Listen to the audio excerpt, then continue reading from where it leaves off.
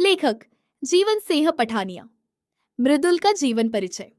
जीवन सिंह पठानिया मृदुल समकालीन हिंदी एवं मंडयाली साहित्य जगत के उन संघर्षशील और संवेदनशील रचनाकारों में प्रमुख स्थान रखते हैं जिनकी लेखनी जीवन के कठोर यथार्थ, मानवीय संवेदनाओं और सामाजिक विसंगतियों को अत्यंत मार्मिकता के साथ अभिव्यक्त करती है।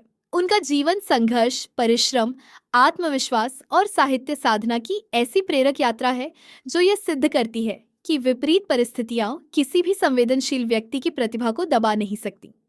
निर्धनता, अभाव और कठिनाइयों के बीच पला बड़ा यह साहित्यकार अपने अथक प्रयासों और ज्ञान पिपासा के बल पर समाज और साहित्य में एक सम्मानित पहचान बनाने में सफल हुआ।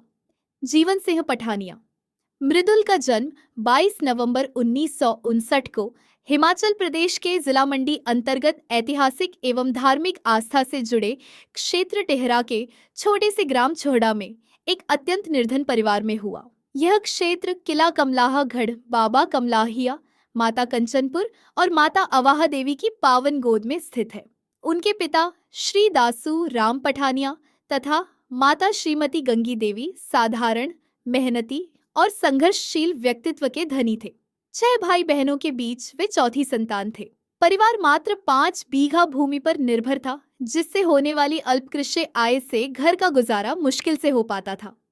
पिता कभी कभी मजदूरी करके बच्चों की पढ़ाई और परिवार की आवश्यकताओं के लिए थोड़ी बहुत राशि जुटा पाते थे। आर्थिक स्थिति इतनी दयनीय थी कि कई बार 2 वक्त की रोटी भी नसीब नहीं होती थी और परिवार को पेड़ों की कोपलों को उबालकर पेट भरना पड़ता था। यही संघर्ष और अभाव आगे चलकर उनके व्यक्तित्व और लेखन की सबसे बड़ी शक्ति बने। उनकी प्रारंभिक शिक्षा ग्राम क्षेत्र में ही हुई। वर्ष 1975 से 76 में उन्होंने राजकीय उच्च माध्यमिक विद्यालय टेहरा से प्रथम श्रेणी में 10वीं की परीक्षा उत्तीर्ण की। विद्यालयी जीवन कठिन संघर्षों से भरा रहा। बचपन में जूते तक पहनने को उपलब्ध नहीं होते थे और कई वर्षों तक एक ही खद्दर की कमीज पायजामा पहनकर पूरा वर्ष निकालना पड़ता था। अभावों के बावजूद शिक्षा के प्रति उनकी लगन कभी कम नहीं हुई। 10वीं के बाद परिवार की आर्थिक स्थिति के कारण उन्हें 5 वर्षों तक दिहाड़ी मजदूर के रूप में कार्य करना पड़ा।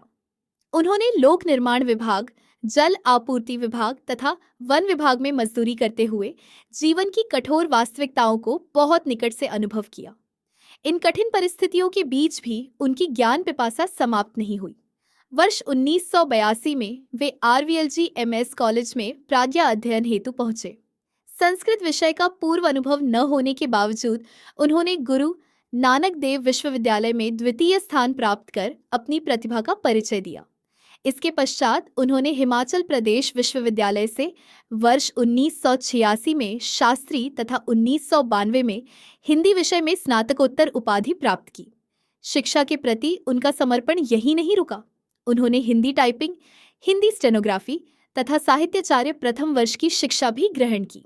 वर्ष 2012 में उन्होंने बैंकिंग क्षेत्र की प्रतिष्ठित परीक्षा CAIIB-1 भी उत्तीर्ण की, जो उनकी निरंतर सीखने की जिज्ञासा का प्रमाण है। व्यावसायिक जीवन में भी उनका सफर संघर्षपूर्ण और प्रेरणादायी रहा। वर्ष 1988 में वे राजस्व विभाग में पटवारी के पद पर जिला ऊना में कार्यरत हुए, किंतु कुछ ही समय बाद उनका चयन हिमाचल प्रदेश राज्य सहकारी बैंक लिमिटेड में हो गया।